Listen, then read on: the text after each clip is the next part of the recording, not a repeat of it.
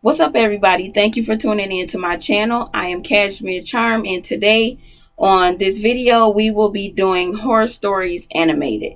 And this particular horror stories animated that I decided to watch is by Martin Animations. I will leave the link down below for you guys to go to the link and subscribe and watch more videos that he's made. He has a lot of good videos, and as this channel builds, you will see that I am more of a horror person. Everything that any genre of whatever I do, gaming, movies, I love horror. That is my favorite genre of anything else out of anything. I love horror, and you will learn that on this channel. So what we're watching tonight, I didn't watch it at 3 o'clock. It's actually 12 o'clock in the morning, but we are watching it tonight. So what we're watching tonight is two creepy horror stories, and it is by Martin Animations. And let's get into the video. My collar neighborhood, commuting distance. To tell you, if you need to, go get you something. If you want to grab like some snacks or something, go get it. Get your blanket, because I brought my blanket already.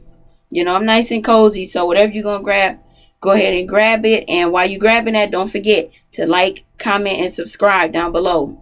Do all of that while you're taking your break to go grab your snacks. Do it now. Go do it now. All right, let's get back to the video. Since to New York City, we lived down the street from an industrial area. A few old factory buildings that blended in with the houses and ultimately led to the town park and swimming pool, with the town dump beyond that. A strange mix of comforting suburbia and desolation. If you left my front door, went left down the block, and then hung a left at the first corner, you would be at the small gated entrance to the high school football field. The field was completely surrounded by a very tall chain-link fence with a few gated entrances. This small entrance was the only way to get into the field unless there was an event happening. The field was adjacent to the first of the factory building parking lots. I felt very lucky to be so close to the field because it had a track around it. The track ran directly around the field and separated it from the two large sets of bleachers. This was an old stadium, even in the 90s, and while the home bleachers had been updated to metal years before, the visitor bleachers nearest the entrance were still wood. The track was dirt. It was softer on the knees than concrete, so I liked to nip down there in the morning before heading to my train and do a quick 2 or 3 mile. You cannot pay me to jog at night. I would not do it myself in the mornings. Of course, lots of days I didn't make the morning run, so if I got home before sundown, I would head down and run in the evening. The evenings were different, usually more populated. This particular evening, I was really pushing the daylight, but I wanted the exercise. It was summer, so I want to say it was around 7:30 or 8, but getting more toward dusk. There are the usual neighborhood guys playing soccer on the field. What is wrong with them? Folks on the track walking or running. A middle-aged man, an older woman, and a woman a little older than me in a pink running suit, or maybe just pink sweats and hoodie. I was feeling annoyed because it had rained and the track was not in great shape, so there were still muddy patches and uneven parts. It was hard to keep your pace when you had to dodge them, along with watching for other people. I was wondering if the other people on the track had been there a while. Maybe they would finish up, so I could have the track to myself? That would be perfect. I was getting into it, listening to my music, and after 3 or 4 laps I looked around to see that the older woman and the middle-aged man were gone. Yes, just the soccer guys and the pink lady now. I was doing my best to keep away from her on the track. She don't look like she came there to run. Walk off the field. She looks suspicious. At the corner by the old bleachers, dispersing back to their homes. It's just me and her now. I glanced back over my shoulder to see where she was. She was closer to me than I had thought she should be. Oh, shoot! She can't have much longer. Oh, no. Last mile in peace, I think. Then, That's too I weird. see she is gaining on me. She's picking up her pace, and I notice she is looking at me.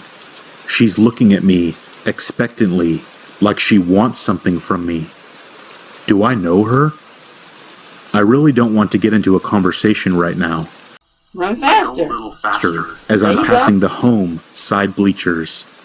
She breaks into a full-on sprint and is suddenly on my left, reaching out to grab my arm.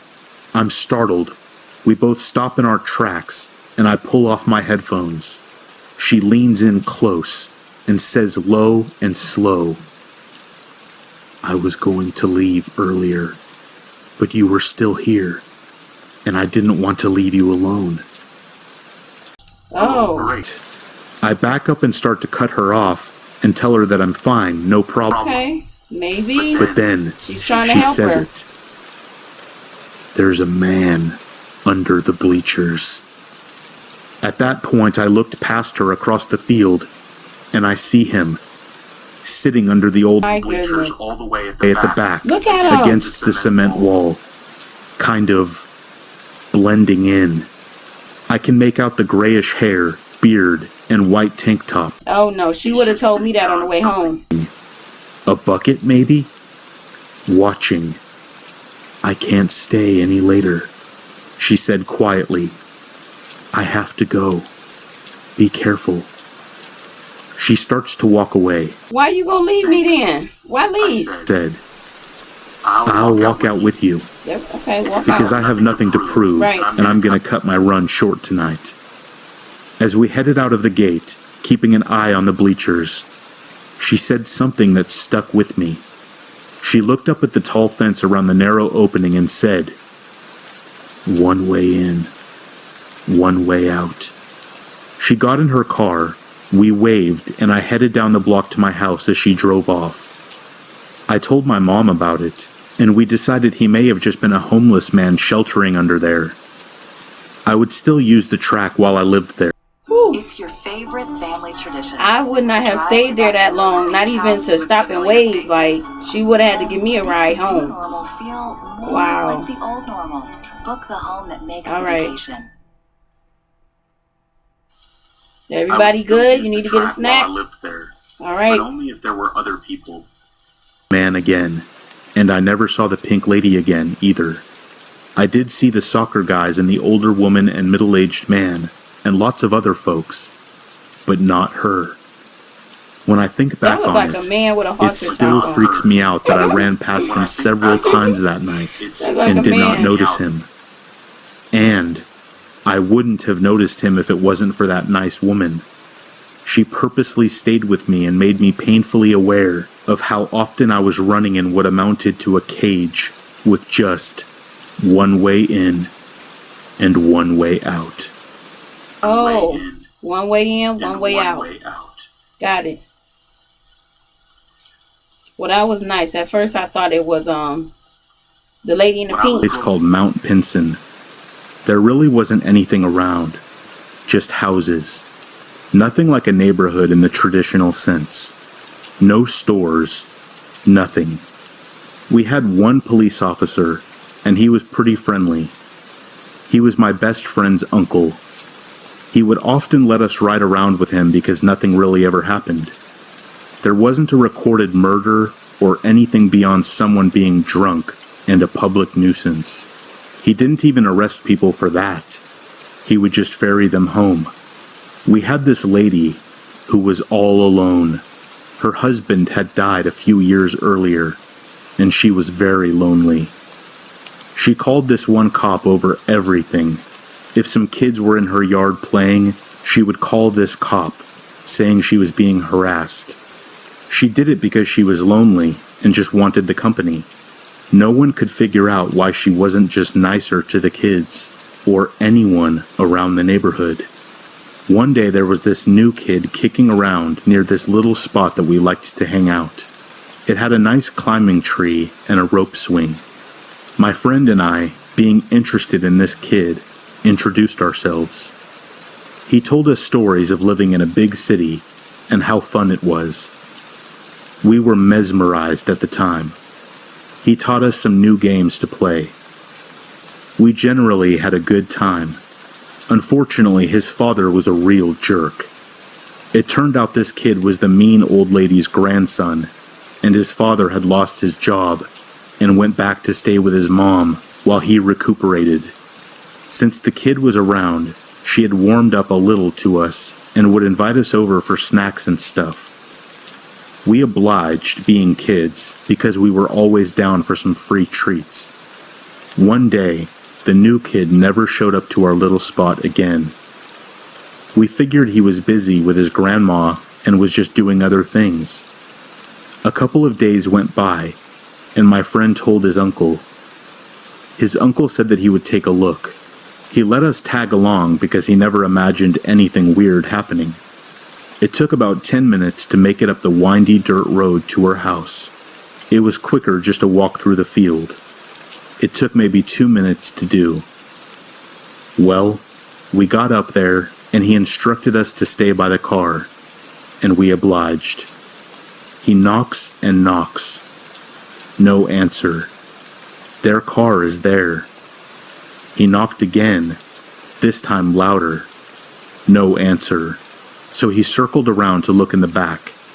My friend and I decided to try knocking ourselves. It didn't seem like a bad idea at the time. We went up to the door and knocked. Nothing. My friend grabbed the doorknob and turned it, and I asked him what he was doing, and he pushed the door open. We both almost threw up instantly. It was like the smell was a physical force and pushed up against us. It was so vile. You can't even imagine. My friend's uncle made his way around, and when he got to the porch, by the smell, he knew immediately what had happened. He instructed us to go to the car and wait. He went inside to look around, and then came bolting out of the house and threw up on the grass. He had tears in his eyes. Not like he was crying, but because he had just seen something that nobody is supposed to see. Was the boy in there? He went to his car to contact someone. My friend took off, and I went after him. He was intrigued, and so was I. I felt a little more bolder following him in. We tiptoed inside, and the first room was completely clean. Nothing to see. But then, we walked into the kitchen and saw that the kid was stuffed into the oven, burnt.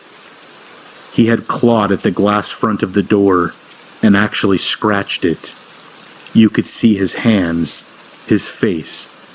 It looked like he was still alive, trying to get out. My friend and I just sat there, in complete shock, for what seemed like eternity. It was so surreal. My friend's uncle snapped us back to reality as he came running in the house and grabbed us, screaming, yelling, telling us never to disobey him again. He took us both outside. Didn't he just move? And we just sat there. The entire evening, we didn't say a word to each other or anyone. Was that just me? Did y'all see he just moved, like in the oven? He moved? I never saw my friend again. The uncle said that he couldn't handle it and went to live with some family members in the city. My family moved a year later. I've never been near that house again. The uncle ended up drinking himself to death. Whoa. Because of depression. Well, he looked like he was drinking that was anyway. Near that house ended up having some sort He had of a big infestation, and they lost all of their crops. This weird circle of death seemed to expand around that house.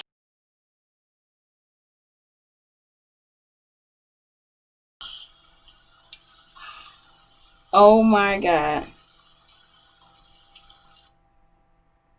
All right, so that was definitely two very good videos. And for the first one, if that was me, I honestly would have thought that the lady in the pink had something to do with it. So I probably would have got killed because I would have been running from her because she didn't seem like she was right either. But yeah, if you are out, if you are out and you're jogging or exercising or running, make sure, and I always say this no matter what's going on, or if I'm out in public, make sure you watch your surroundings. And that's females and males, boy, girl, it doesn't matter. Watch your surroundings, because there are some very weird people that are watching you, or that could be watching you, and you will never know it. You'll never know it until, you know, something bad happens. So every time I'm out, I make sure I watch my surroundings. I watch the people in my surroundings. I watch, you know, just for people who may seem a little bit off,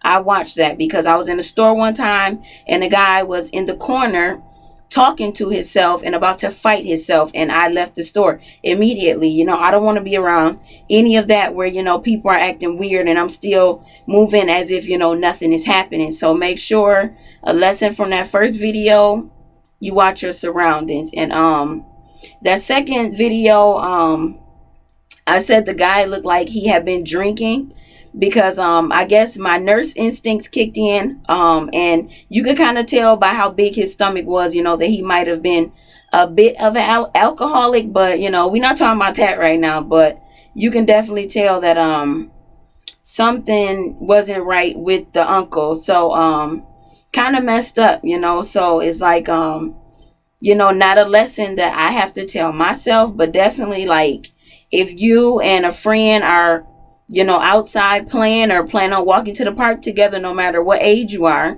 you know, of course, if you're younger, you will be with a parent, but make sure that you be aware of these, you know, people who seem to be nice, you know, because they could have other motives, you know, that you wouldn't even think they would be capable of. But make sure that wherever you go, you are surrounded, you know, you are paying attention to your surroundings, and pay attention to the people around you. And then even, you know, even in your own neighborhood, you know, watch out for, you know, people who seem to be overly nice, you know, or they're very giving, you know, because sometimes those people, you have people who will just, you know, that will just kidnap somebody, you know, out of seeing them for one day. And then you have those people that are kind of like, I call them the fishing kidnappers. You know, they throw a little bait out, and, you know, day by day, they throw that bait out, and that bait is trust. And as long as you're giving them that trust, then eventually, you know, if they are that type of person, they'll eventually try to reel you in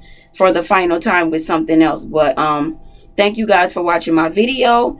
This is Cashmere Charm Amusement. I'm Cashmere Charm.